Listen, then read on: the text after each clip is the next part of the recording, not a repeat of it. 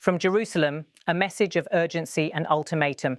Israeli Prime Minister Benjamin Netanyahu has declared that the Gaza war, now stretching into its second year, could end immediately. The condition is clear.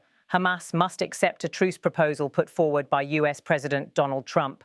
Speaking at a US embassy event in Jerusalem, Netanyahu announced that Israel has already accepted the principles of the plan.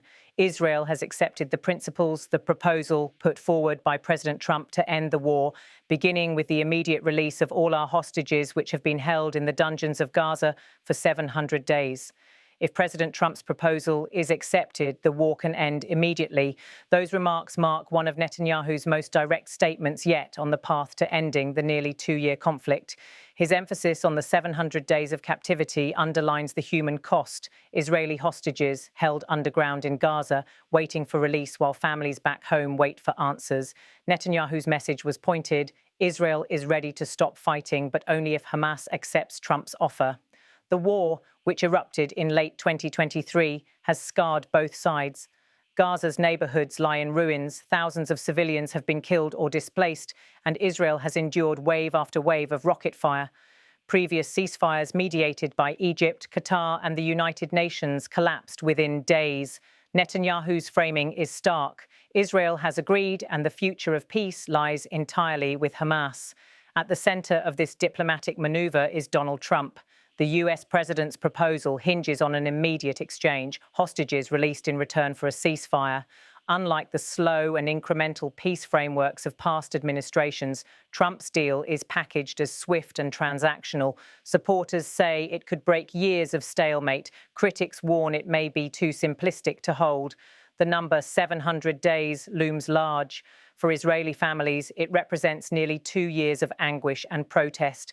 Vigils, demonstrations, and public campaigns have kept the plight of the hostages in the national spotlight. For Palestinians in Gaza, those same 700 days have been defined by bombardment, shortages of food and medicine, and the struggle to survive amid war. Any truce would have to address not only hostages, but also the dire humanitarian crisis on the ground. The proposal has triggered cautious reactions abroad. European governments have welcomed the idea of ending the fighting, but warn that without tackling the deeper issues, sovereignty, demilitarization, and the future of Gaza's governance, the peace may be short-lived. The Arab League remains divided, with some states urging Hamas to consider the deal, while others dismiss it as a US-Israeli dictate. For Netanyahu, the timing is strategic. By announcing Israel's acceptance at a US embassy event, he highlighted the strength of US-Israeli ties and placed pressure on Hamas to respond. For Trump, success would mean claiming a diplomatic breakthrough in a region where many have failed. For Hamas, the decision is existential: accept and risk losing face, or reject and prolong a devastating war. Analysts caution that the conflict's complexity cannot be erased by a single announcement. Hostage release, while critical, is only one piece of the puzzle. Questions about Gaza's reconstruction, security arrangements, and the role of regional mediators remain unresolved. The United Nations has called the Trump proposal a step worth considering, but some diplomats fear it may serve more as political theatre than lasting solution. For now, the war continues. Bombs fall, rockets fly, and hostages remain captive.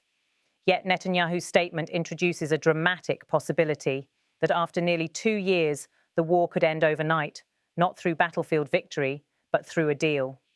The world now waits to see whether Hamas will accept the US president's terms and whether one of the region's bloodiest conflicts can finally give way to a fragile peace.